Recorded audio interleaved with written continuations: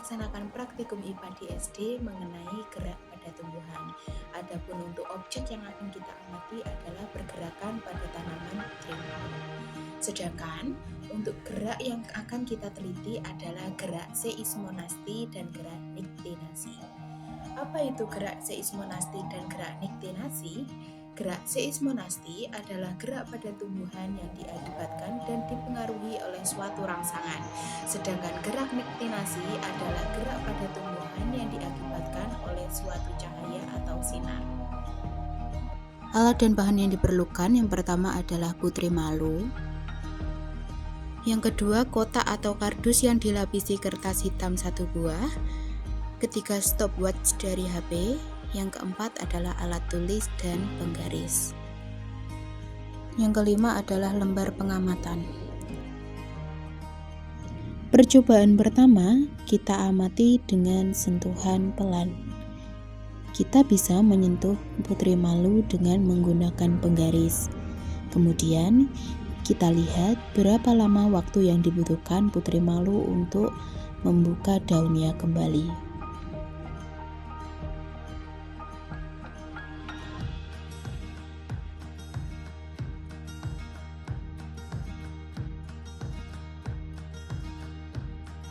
Ternyata setelah diamati, putri malu dengan sentuhan pelan membutuhkan waktu 3 menit 51 detik untuk terbuka kembali. Untuk percobaan yang kedua, kita bisa menggunakan dengan sentuhan sedang.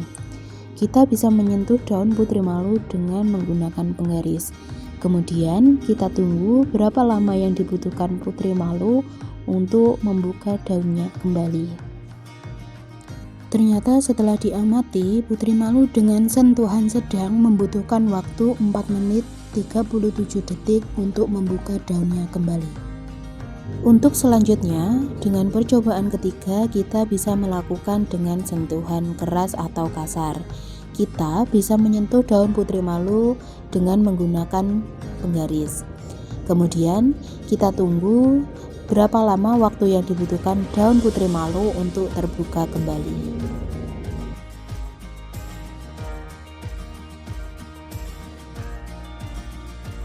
Ternyata setelah diamati, putri malu dengan sentuhan keras membutuhkan waktu 7 menit 37 detik untuk membuka daunnya kembali.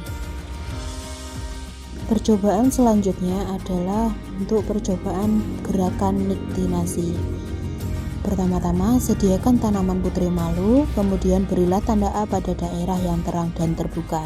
Selanjutnya, tutuplah putri malu yang lainnya dengan kardus B yang kedap cahaya.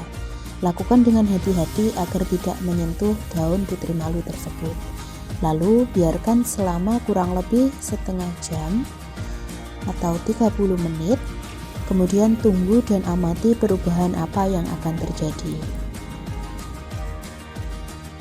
Setelah ditutup kurang lebih setengah jam atau 30 menit, bukalah dengan hati-hati. Jika kita amati, pada daerah A, daun putri malu yang dibiarkan di tempat terang tetap terbuka. Sedangkan pada daerah yang ditutup kardus B, daunnya akan menutup atau mengatup. Gerakan ini terjadi karena adanya pengaruh penurunan intensitas cahaya.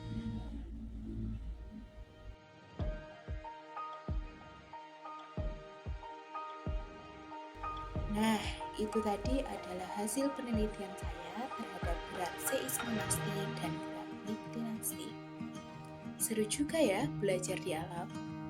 Selanjutnya, kita juga akan mempelajari tentang gerak geotropisme. Apa itu gerak geotropisme? Gerak geotropisme adalah gerak tropisme pada tumbuhan yang pertumbuhannya dipengaruhi oleh rangsangan dari gaya gravitasi bumi.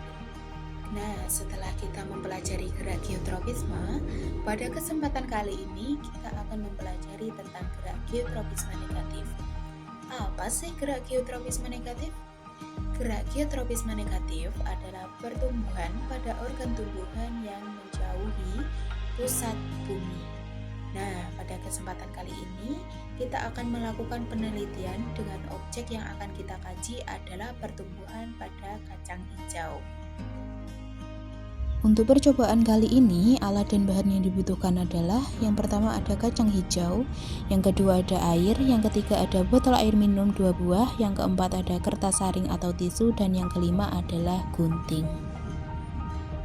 Dalam percobaan kali ini, pertama-tama yang perlu dilakukan adalah menyiapkan media tanam. Caranya, lipat tisu sesuai dengan besar wadah, kemudian masukkan ke dalam wadah tersebut.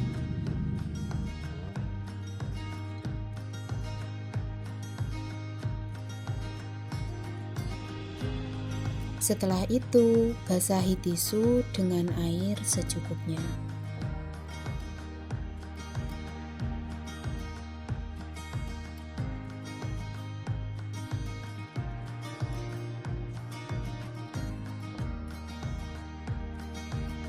Kemudian, masukkan kacang hijau 3-5 butir dalam satu wadah. Pastikan kacang hijau tidak saling berdekatan ya.